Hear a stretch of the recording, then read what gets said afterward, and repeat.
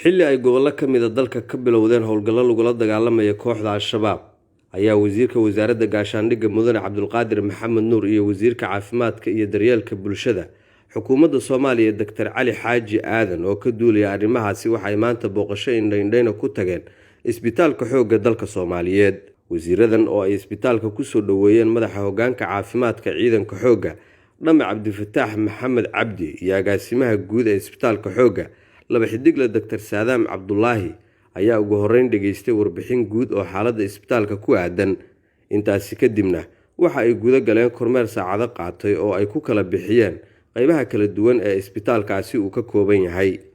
wasiiradan ayaa intii ay kormeerka ku jireen dul tagay sariiraha ay qaybta bukaanada ka jiifaan askar dhaawac ah oo ka tirsan xoogga dalka, kuwaasoo qaarkood la sheegay inay ku soo dhaawacmeen dagaaladii ugu dambeeyay ee deegaanada badan looga qabsaday nabadiidka Al-Shabaab.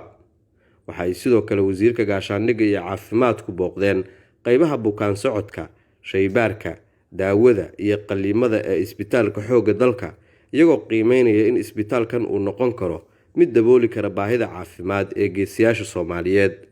intii ay indhaynta ku jireen wasiiradan xukuumadda ka tirsan waxa ay sidoo kale booqdeen qaybo ka mid ah isbitaalka oo dib u dhis iyo hagaajin ay ku socoto. wasiirada gaashaandhigga iyo caafimaadka ayaa markii ay soo gabagabeeyeen booqashadooda waxa ay halkan oo isbitaalka xoogga gudihiisa ay ku qabteen shir jaraa'id kaas oo ay uga warbixiyeen waxyaabihii ay ku soo arkeen waxyaha kala duwan ee isbitaalka.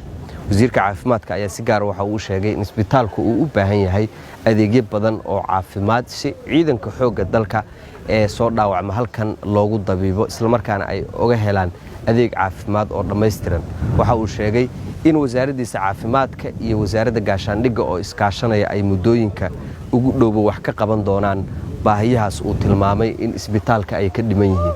waxaa hadalladoodii ka mid ahaa wasiirada iyadoo hadafku uu yahay inaan u kuurgalno xaaladda uu ku sugan yahay isbitaalka ciidanka xoogga dalka Soomaaliyeed. sidaa la socotaan dalku wuxuu ku jiraa dagaal, ciidamada xoogga dalka Soomaaliyeed ayaana hoggaanka dagaalkaas haya. waxaan hubinaynay xaaladooda caafimaad iyo guud ahaan waxa ka dhiman iyo waxa laga qaban karo.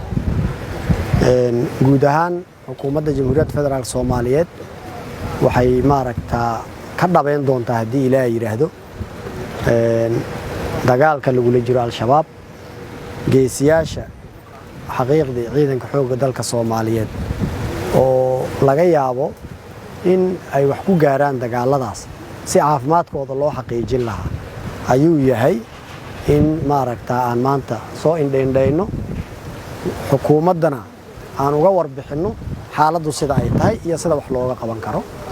waxaan rajaynayaa haddii Ilaahay yiraahdo xaaladda hadda uu ku sugan yahay xaalad ka fiican inuu ku sugnaan doono maalmaha iyo bilaha iyo sanadada soo socdo.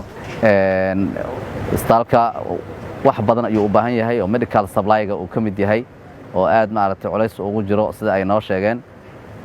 wuxuu u baahan yahay qalabayn, malahan ICU, malaha xataa meel qalliin oo qalliino waaweyn lagu sameeyo. waxaan rabnaa isbitaalkan inuu noqdo isbitaal ciidanka xoogga dalka ay ugu maarmaan isbitaalada private-ka ay ugu maarmaan inuu noqdo ayaan doonaynaa.